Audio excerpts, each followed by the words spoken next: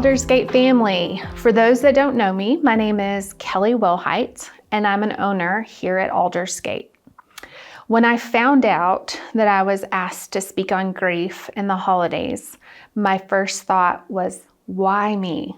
I mean, I know I have a story like so many others of loss, but who am I to tell others about how to survive the holidays after losing your parent, your spouse, or your child?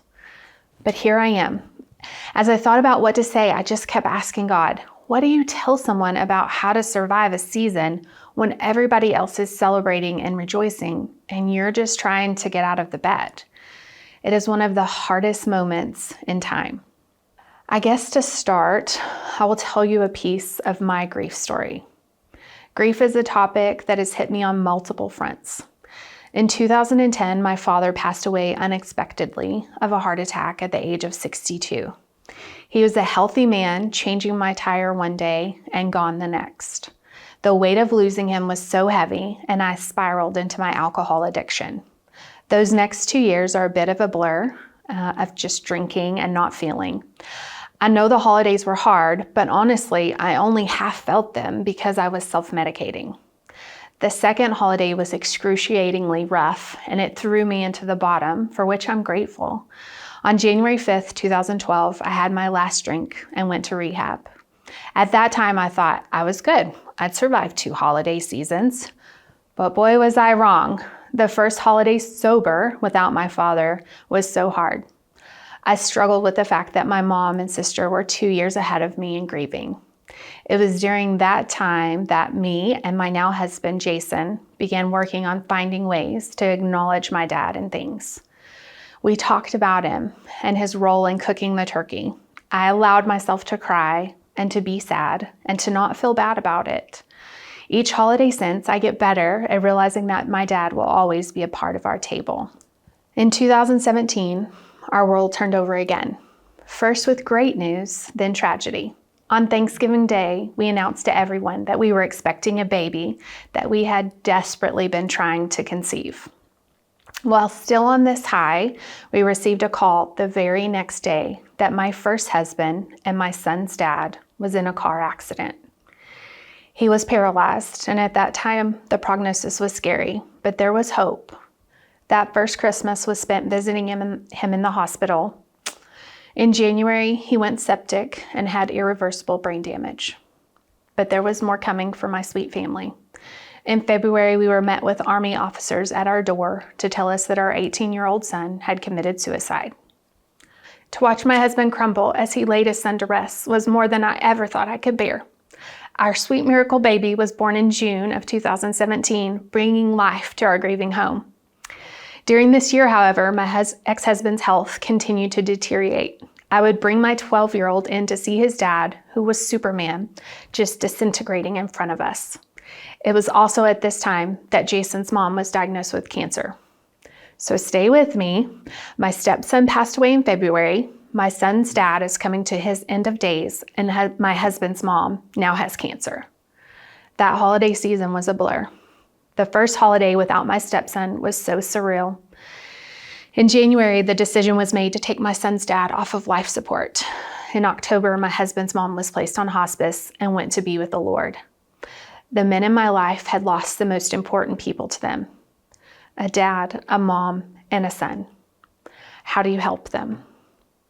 It's now that I realize that my own dad's death prepared me for it.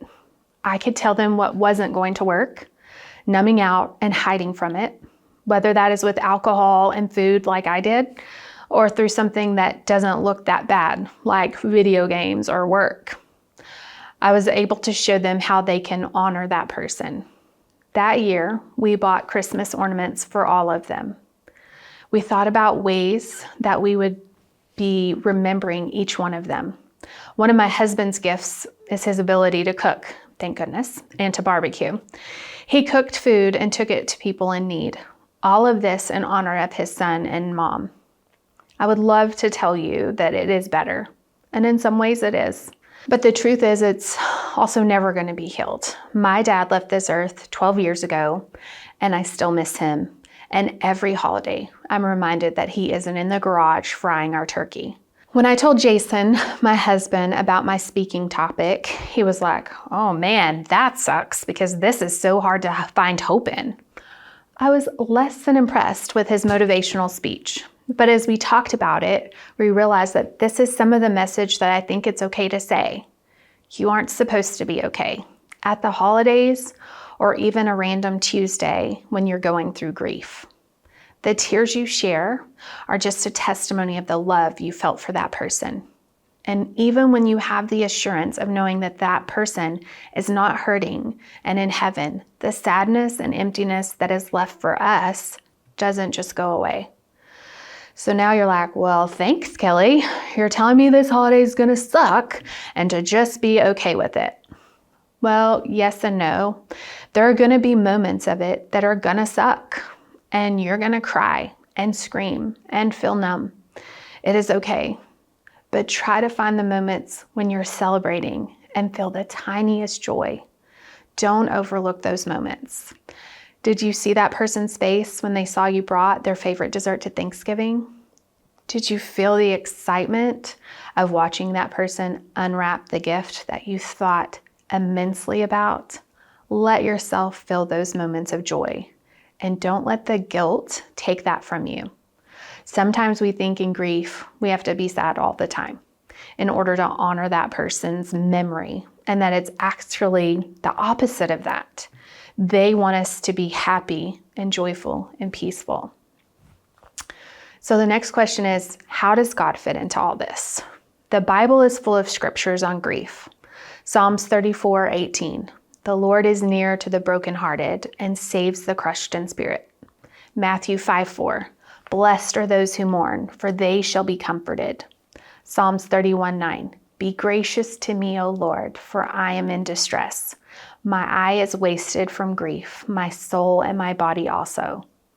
Each one, he tells us that he knows that our soul and our bodies are carrying a burden beyond us. Sometimes I used to think, but God, you really don't know. You could have stopped this. You could have made it different. And yes, that is true, but God does know about grief. Our Heavenly Father lost his son on the cross that day. We always hear about Jesus cried out when he turned his back on him as he hung on that cross. But have you ever wondered how God the Father felt? He knew this was the only way, but that didn't mean it wasn't heartbreaking for him.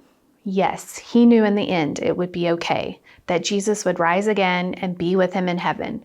But did that change the pain? It didn't for me. For each of those losses, my dad, my ex-husband, my stepson, and my mother-in-law, I know without a doubt where their souls are.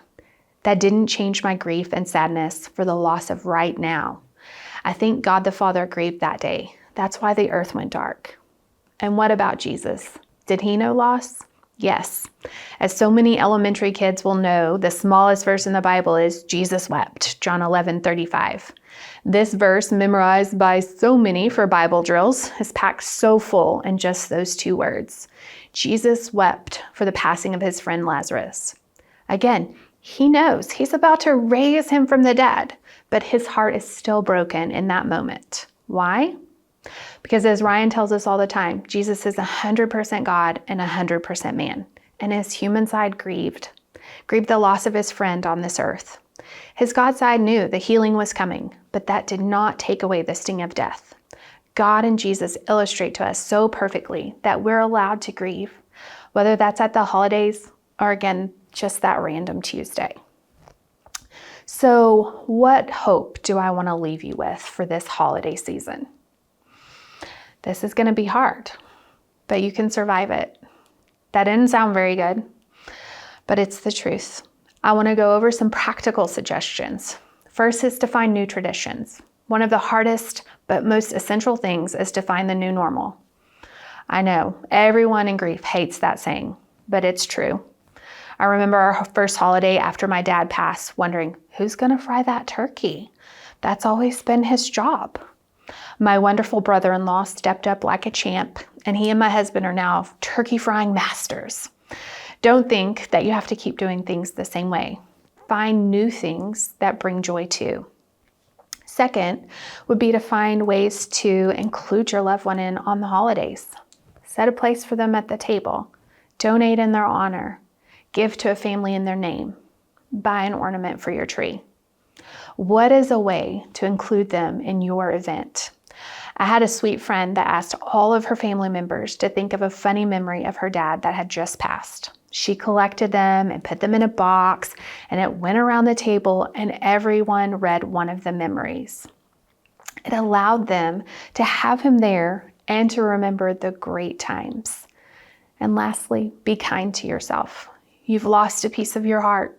You're not expected to put on a show, have the holiday be perfect, or any other expectations. Jesus illustrated it beautifully. He stopped and he wept. You're allowed to go outside and cry and talk to your loved one. You're allowed to ask God why. You're allowed to not go to a party because you don't have the energy. Just recognize that you can't stay there and you can't stay alone. When Jesus wept, he was surrounded by Mary and Martha and all of the disciples. He was not trying to deal with this grief by himself. Make sure you have people that are loving on you and walking this journey with you. Find a grief share group. Talk to your small group. Go to a therapist. Call your friends. So many times we're so afraid of burdening people, but in actuality, we're helping that other person to find gratitude in their own life.